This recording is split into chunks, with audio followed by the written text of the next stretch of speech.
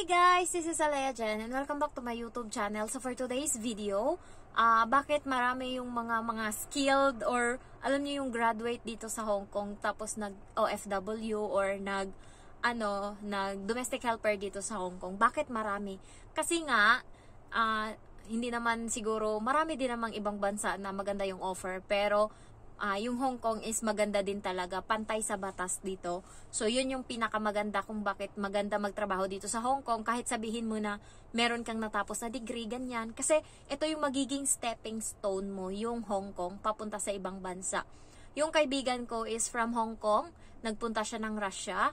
So pagdating niya sa Russia, nag-aral siya doon ng parang pang Finland ba na salita, basta Finland na salita, hindi ko lang alam kung anong salita nila. Tapos, doon muna siya sa Philippines, nag-ano siya ng caregiver, nag-aral siya ng caregiver. And pagdating na siya Russia, is naging katulong siya doon. And aside from that, nag-aral siya ng pagsalita ng Finland. And pagkatapos noon, na-process na, nagbigay na siya ng pera, and lumipad siya ng Dubai. Kasi doon yung mga agency papunta sa Finland, sa Dubai. So, doon siya nagtrabaho ng mga 2 months or 3 months. In-enjoy niya muna yung Dubai habang inaantay niya yung visa niya papunta sa Finland. So ngayon nasa Finland na siya, caregiver siya doon sa Finland. So maraming mga stepping stone talaga na kailangan mong pagdaanan pag gusto mong ma-achieve yung gusto mong trabaho, ganyan. So yung Hong Kong is isa to. Dubai Dubai and Hong Kong, ito yung mga place na pwede kang mag-apply going to cross country, going sa Poland, kahit saan. Basta mostly ng mga nandito sa Hong Kong is papunta ng Europe. So, Canada, ayan. Kaya marami ding may mga degree na nagtiis muna maging OFW dito sa Hong Kong. Kasi pag dito ka na, madali ka nang makahanap. Yung mga subscriber ko is nandun na sa Russia. Yung iba is ewan ko kung naalala nyo si De La Cruz yung apelyido niya. Nakalimutan ko na yung pangalan niya. Kailan lang nagtanong siya sa akin about sa dito sa Hong Kong, about dito kung paano mag-terminate, ganyan-ganyan. Nagulat ako, nasa Thailand na siya, nagtatrabaho as alam mo yung sa mga hotel, ayan, sa front desk ba doon, nakalimutan ko na. Ganon yung trabaho niya doon sa Thailand. Hindi ko alam kung paano yung process niya, hindi ko rin alam kung nanonood pa siya ng vlog ko ngayon, pero kinamusta niya ako nakaraang araw. Sabi niya, nandito na siya nasa Thailand na daw siya, magwa 1 month na. Nagulat ako kasi nung nakaraan lang nandito pa siya sa Hong Kong. So maraming mga ways na kung ayaw nyo na talaga sa pagiging domestic helper dito sa Hong Kong, pwede kayong makapunta ng ibang bansa para makapagtrabaho, ganun. Pero malaki-laking pera. Sa Russia is nasa 250,000 yung kailangan mo. Kaso yung yung kaibigan ko is magpupunta na din siya sa Russia. Nagpa-process na siya ngayon ng paper niya. So, nagbayad na siya ng mga 200,000 first. Ayan. So, ang kinuha niya is working visa talaga. Malaki daw yung kitaan sa Russia.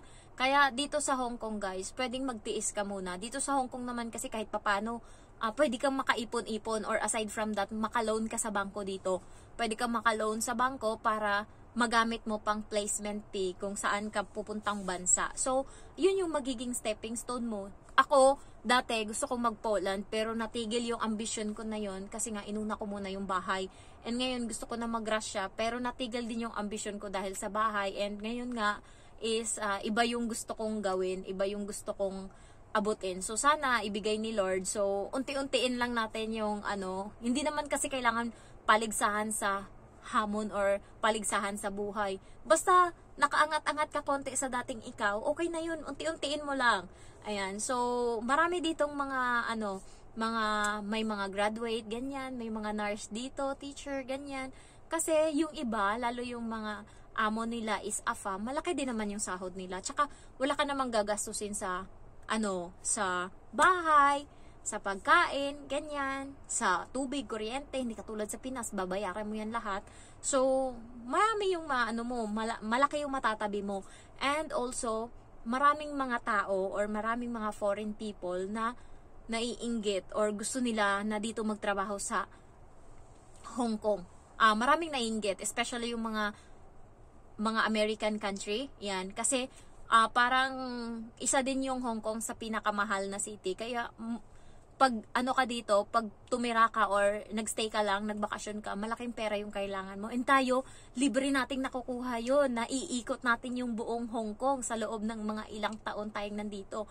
So, awa ng Diyos, ganyan. Kasi nga, yung boyfriend ko, pupunta ngayong Chinese New Year dito. So, ang mahal ng ano nila, ang mahal ng hotel ng ng Hong Kong. So, ang one day is nasa magkano ba? 120 US dollar. So, sa pera natin is nasa 7, parang mga nasa 5, 10, 15.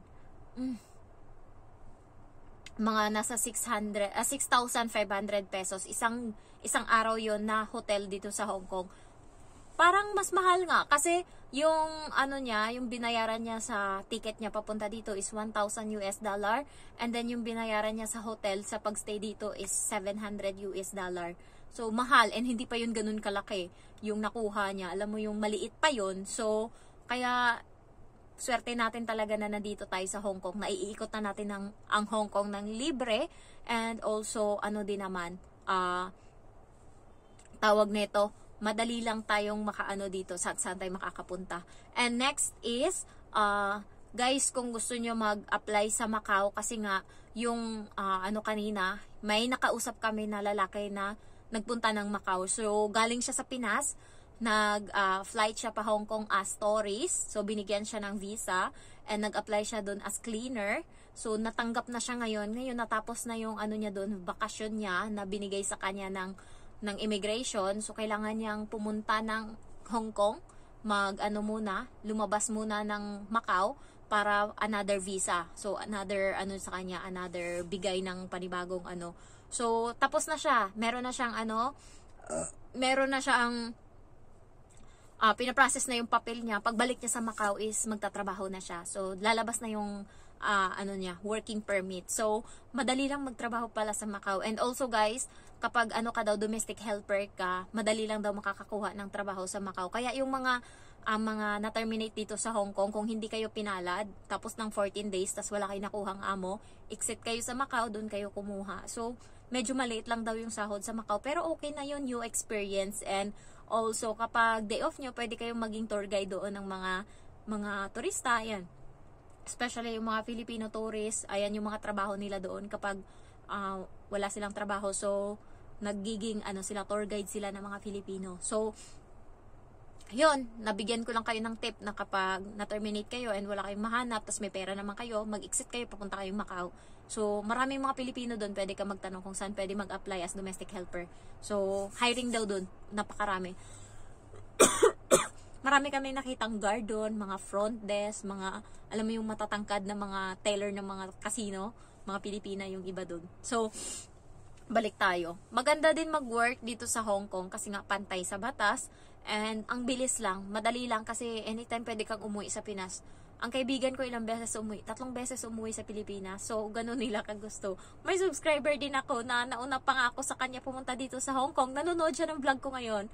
So, umuwi siya nung nakaraan, nagpasabay ako sa kanya sa Pinas ng headset, casing ko sa cellphone, ayan, nagpasabay ako sa kanya. So, swerte din natin dito sa Hong Kong kasi nga, anytime pwede tayong makakauwi. Nung nakaraang taon nga, inano nga ako ng amo ko kung gusto kong magbakasyon sa Pinas. So, meron akong 7 days kung gusto ko daw magbakasyon. Sabi ko, hindi. Gusto kong gamitin yung bakasyon ko sa susunod na taon. Gusto kong buuin na meron akong 16 days na bakasyon. Yun yung gusto ko. So, wala siyang magagawa. Ayan. Maganda din dito sa Hong Kong, guys, kasi maliit lang yung bahay at kung ayaw mo na sa amo mo, pwede kang mag-break ng contract. Kaya yung iba is pinipili na lang talaga dito kahit may degree kasi nga wala konting lang, tiyaga lang. Tsaka dati, kung mahal yung placement fee papunta dito sa Hong Kong, umaabot ng 100,000. Ngayon is wala nang ganun na binabayaran. Processing fee na lang yung binabayaran ngayon. And malaki na yung 20,000 na magagastos mo sa processing fee. Hindi ko lang alam sa ibang agency. Pero agency ko, ang nagastos ko is 15,000 pesos. Hindi kasama yung pagkain ko doon, tsaka pamasahe ko kung saan ako napadpad sa parte ng Manila. So, thankful na lang ako kasi gamay ko yung Manila. So, kung saan ako papuntahin, ang dali ko lang makuha. Lalo yung mga training ko ng TESDA, yung pagpunta ko ng mga NBI, ganun-ganun. Partida, guys, may trabaho pa ako nung time na yun, pero sinabay ko lahat. ganun. Maaga ako gumigising, tapos sa may daan, nakakakita lang ako ng nagbebenta ng saging na nilaga. Wala kong arte, binibili ko yan. Yan yung kinakain ko almusal. Kasi nga, hindi mo alam kung kailan kayo matapos sa medical, ganyan. So, kailangan may saging kang kinakain o kung ano dyan na mga kakanin na pwede mo makain para pantawid gutom. So, yun yung diskarte ko dati. Kaya, awa ng Diyos, nagbunga naman lahat. And, ayan, yun, stepping stone lang naman tong Hong Kong Anytime, pwede ka namang pumunta ng ibang bansa kung saan mo gusto. Basta unahin mo munang tapusin kung ano yung mga gusto mong gawin sa buhay. Dapat meron kayong notebook guys, and isulat nyo dun yung mga achievement nyo, yung mga gusto nyong mangyari sa buhay nyo. Ganun ako. Tapos kapag nagawa ko na yung bagay na yan, kino-cross out ko or nilalagyan ko ng kulay na blue na stabilo. So, yun, para alam ko na na-achieve ko na yan. So, ganun lang yung ginagawa ko para ma-motivate ako. And by the way, sino yung dito? Size na small, may winter clothes ako dito. Ipapakita ko sa inyo kasi hindi kinuha ng isa kong subscriber and ayokong itambak dito yon. Ito yung mga damit ko ng winter clothes. Kung gusto niyo, small to na size. Ayan. So, ito guys is hindi ko ginagamit. Bigay to ng kaibigan ko. Ayan, yung nilalagay siya dito. Yan. Kasi ayoko nang magtambak dito sa yan, ginaganyan ata yan. Yan, ginaganyan siya. Hindi ako sanay na may ganito. Pero malamig siya sa balat, sa leeg. Pero hindi ako sanay. Next is etong eto. Ayan. And then eto. Ayan. And then eto. Hindi nyo na ako nakikita. Ayan. Tapos, eto is leather siya. Esprit yung brand. Jacket. Small. Ayan. Ayoko lang. Binigay ng kaibigan ko. Ayoko lang kasi natatambak na dito sa sa bahay. And then, leggings. Bigay ito nung bago ako dito. Tapos, nanghingi ako sa online kung sino may winter clothes. Tapos, binigyan ako. So, bigay niya to. Eto kasama din. Cardigan siya na itim. Ayan. And the next is, ito, inukay-ukay ko to nung nakaraan. Tapos, ayokong suotin. Pero maganda siya. Ayoko lang. Kasi nga, ayoko ng ganto. Ayun, parang screen. Pero dati gusto ko. Ewan ko ba't binili ko to. Ayan. Tapos, ito, binili ko rin to. Ayan.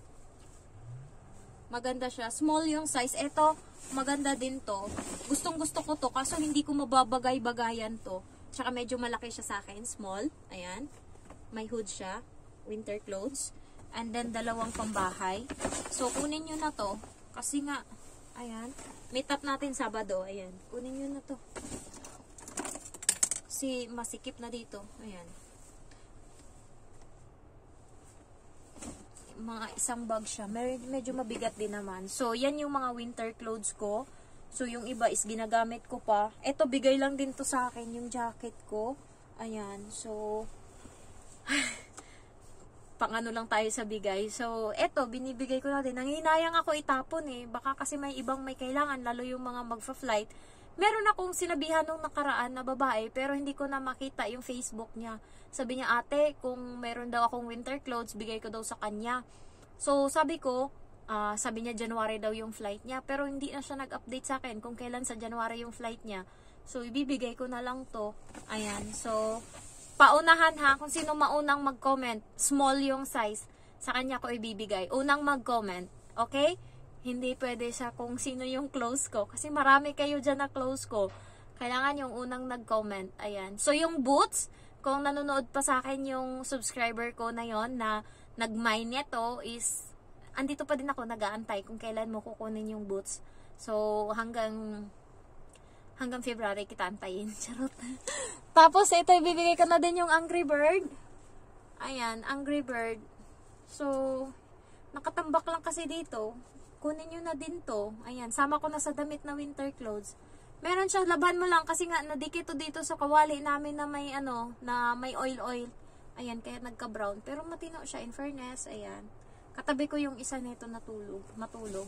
So, yung iba kong pang winter clothes is mga ganto-ganto lang pajama. Galing pa tong Pinas, yung tig 60 sa Pinas. Yan. So, thank you for watching and I love you all. Bye-bye!